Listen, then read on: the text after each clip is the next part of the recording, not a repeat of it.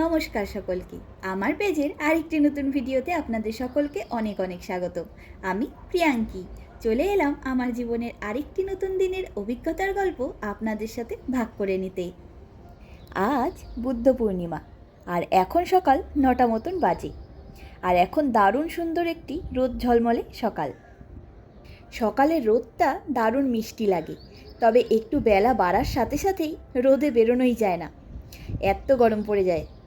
এদিকে এই সময়ে রোদ ওঠা মানে ভীষণ গরম। পলিউশন নেই তো সেরকম, তাই রোদের তাপটা সরাসরি এসে পড়ে। ওই জন্যই এখানকার রোদে স্কিন পুড়ে যায় খুব তাড়াতাড়ি।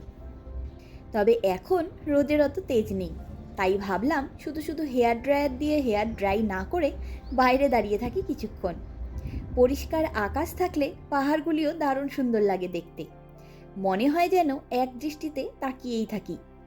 আর পাখিদের ডাকাডাকি তো আরও বেশি করে সুন্দর বানিয়ে দেয় সব কিছুকে। তাই মাঝে মধ্যে মিউজিকটাও দরকার হয় না ভিডিওতে, তাই না? আমাদের ব্যালকনি থেকে এই শহরের বেশ কয়েকটা দর্শনীয় স্থান দেখা যায়, যেমন Liberty Statue, Budapest Castle, Matthias Church, Saint Stephen Basilica. তবে দিনের বেলার চাইতে এই সব জায়গাগুলিকে রাতের আলোতে দেখতে বেশি ভালো লাগে, কিন্তু ফোনে খুব একটা ভালো বোঝা যায় না। তবে একদিন ক্যামেরা দিয়ে ভিডিও করে দেখাবো আপনাদের।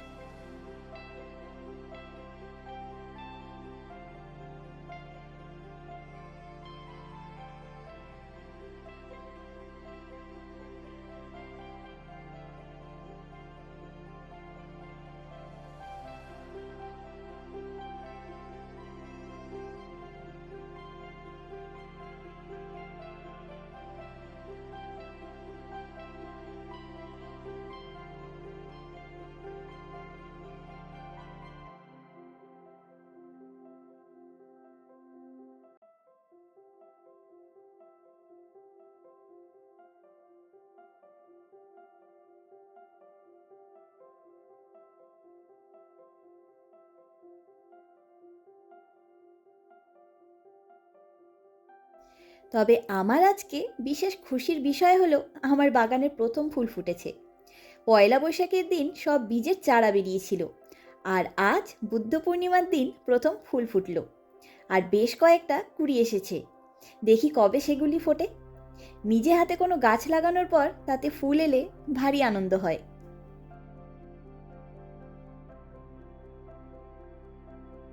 তবে আমি গাছগুলোতে একটু জল স্প্রে করে দিলাম। বেশ ভালোই রোদ আর গরম পড়বে আজকেও, বোঝা যাচ্ছে। এখন একটু স্নান করিয়ে নিলাম সব গাছগুলোকে। পরে রাতে শোয়ার আগে সব গাছে আবার বেশি বেশি করে জল দিয়ে রাখবো। আর কদিন আগে এই ব্যাগগুলো কিনে এনেছিলাম, সেটাই আজকে প্রথমবার ব্যবহার করলাম। শীতের ব্ল্যাঙ্কেটগুলো এভাবে ভরে রাখলে জায়গাও কম লাগবে। দারুণ কাজের জিনিস এটি।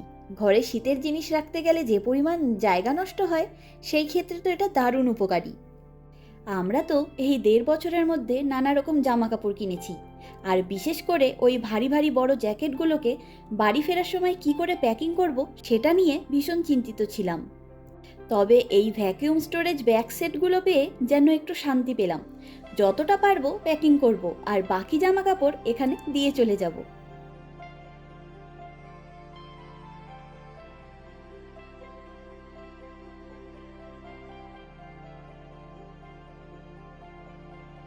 আর এখন সকাল 11টা মতন বাজে। ঘরের ঠাকুরের পুজো দিলাম সুজি আর ফল দিয়ে। তবে আজকে গোলাপ ছাড়া আর কোনো গাছে ফুল ফোটেনি, তাই একটা গোলাপ ফুলের পাপড়ি ছিঁড়ে ছিঁড়েই পুজো দিয়ে নিলাম। আর এখন দুপুর 1:30টা মতন বাজে। মুসুর ডালের পকোড়া ভাজতে বসালাম। পকোড়া বানানোর জন্য আমি নিয়েছি পেঁয়াজ, লঙ্কা, রসুন আর ধনেপাতা কুচি করে। আর মুসুর ডালটাকে কিছুক্ষণ ভিজিয়ে রেখে তারপর জল ঝরিয়ে নিয়ে গ্রাইন্ড করে নিয়েছি একটু। একদম মিহি করে পেস্ট বানাইনি, যাতে পকোড়াগুলো একটু ক্রিস্পি হয়। আর খাওয়ার সময় ডাল মুখে পড়লে দারুণ লাগে সেটা। ডালের পাকোড়া ভাজা কমপ্লিট।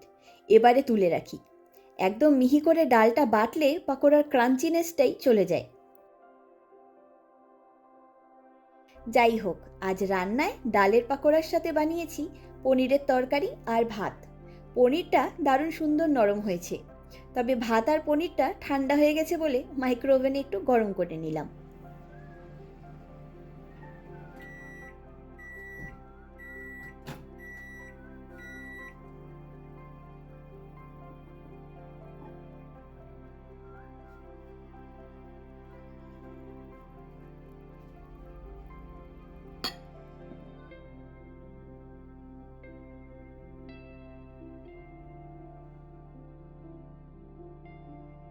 এবারে আমরাও দুপুরের খাওয়া দাওয়াটা সেরে ফেলি।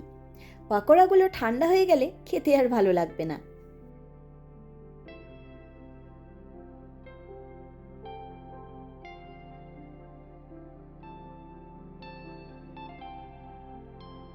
নিজেরা খেতে বসার আগে প্রসাদের বাটাগুলো তুলে রেখেছিলাম, কিন্তু অন্য পাত্রে ঢালা হয়নি তখন, রান্নার তালে গোলে।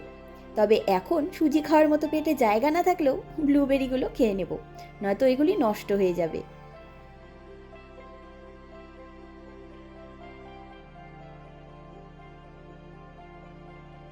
আর ওই দেখুন, আমাদের ব্যালকনিতে উনি ঘুরতে এসেছেন। আসলে আমরা সবসময় ব্যালকনিতে যাতায়াত করি, তাই পাখিগুলো এখানে এসে বসতে পারে না। খুব একটা আমাদের ব্যালকনিতে আসতেও পারে না তারা। তবে আজকে বাইরে গরম বলে আমরা দরজা জানলা একটু আটকে দিয়ে এসি চালিয়েছি, তাই বাইরেটা ফাঁকা পেয়ে উনিও ঘুরতে এসেছে। তবে বাইরে জল আর পাখির খাবার রাখবো, দোকান থেকে কিনে নিয়েছি পাখিদের খাবার। এই গরমে নিজেদের সাথে সাথে পাখিদের কথাও ভাবতে হবে। বেশ ভালোই গরম পড়ে গেছে এদিকে। আর এখন বাজে সন্ধ্যা 7:30 মতন। সানসেট হতে এখনো 1 ঘন্টা মতন দেরি রয়েছে। তবে বাইরের আবহাওয়া আবারও মেঘ আসতে শুরু করেছে। সন্ধ্যা হলেই এখন মাঝে মধ্যে এরকম কালো হয়ে মেঘ আসে, আর কিছুক্ষণ বৃষ্টি হয়ে দারুণ সুন্দর ঠান্ডা আবহাওয়া দিয়ে যায়। দুপুরের খাওয়া দাওয়া শেষ হওয়ার পর থেকে আমি দিনে 14 বার করে ব্যালকনিতে গিয়ে ঘুরে আসি। দারুণ লাগে। তবে এখন সারাদিনে একবার হলেও বৃষ্টি আসে, তাই বাইরের সোফা সেটটা গোছাতে পারছি না।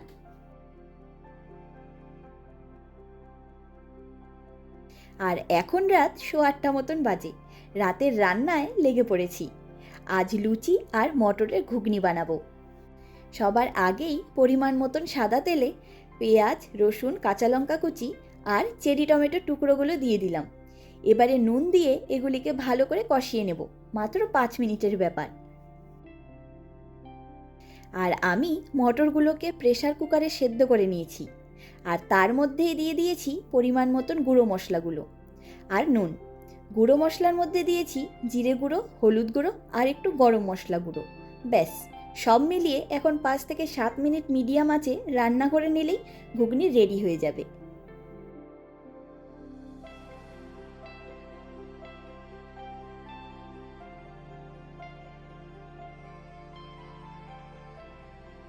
ঘুগনিটা নামানোর আগে দিয়ে দিলাম একটু ধনেপাতা কুচি। মটরের ঘুগনি কিন্তু দেখবেন একটু ঝোল ঝোল রান্না করলেই বেশি ভালো লাগে, যেরকমটা দোকানের নানা রকম চাট খাই আমরা, ঠিক সেরকম। এই গল্প করতে করতে আমার আলু টিক্কি চাটের কথা মনে পড়ে গেল। উফ, ব্যারাকপুরের আনন্দপুরীর মাঠের সেই চাটের দোকানের খাওয়া দাওয়া আর আড্ডার কথা মনে পড়ে গেল আজ। আর বিয়ের আগে কোচবিহারের সাগরদিঘির পাড়ের মোমো, চিকেন পাকোড়া, ফুচকা আর নিজের প্রিয় সঙ্গীর সাথে আড্ডা দেওয়ার সুযোগ আবার কবে পাবো সেসব জানি না। তবে নিজেই এর মধ্যে একদিন চাট বানিয়ে খাবো ভেবেছি।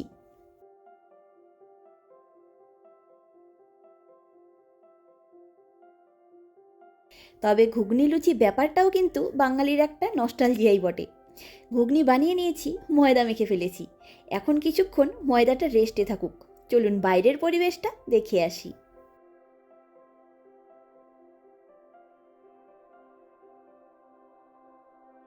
বাইরেটায় আজ কি অপূর্ব সুন্দর দৃশ্য। আজকের সানসেট যেন চোখ ধাঁধিয়ে দেওয়ার মতো সুন্দর অভিজ্ঞতায় ভরিয়ে দিল আমাদের চোখ দুটোকে। এই কটা মাস আমরা প্রতিদিন সূর্যাস্তের নানা রকম সুন্দর দৃশ্য দেখতে পারি।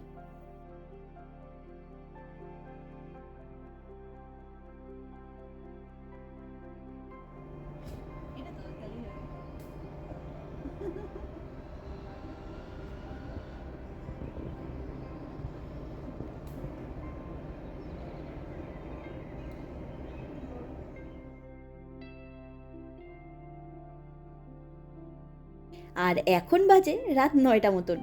লুচিগুলিও ভেজে নিয়েছি, তবে সব সময় তো গোল লুচি খেয়েই থাকি, তাই আজকে সব লুচিগুলোকে 3 কোনা করে বেলেছি।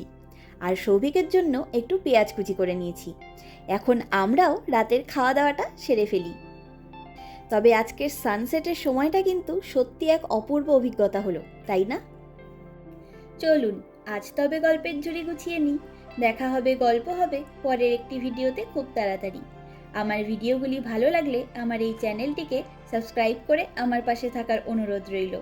আর আমার এই ভিডিওটি কেমন লাগলো লাইক কমেন্ট করে জানাবেন। আপনাদের সহযোগিতা ছাড়া আমার এই পথ চলা অসম্ভব। সকলে ভালো থাকবেন, সুস্থ থাকবেন, আনন্দে থাকবেন। নমস্কার।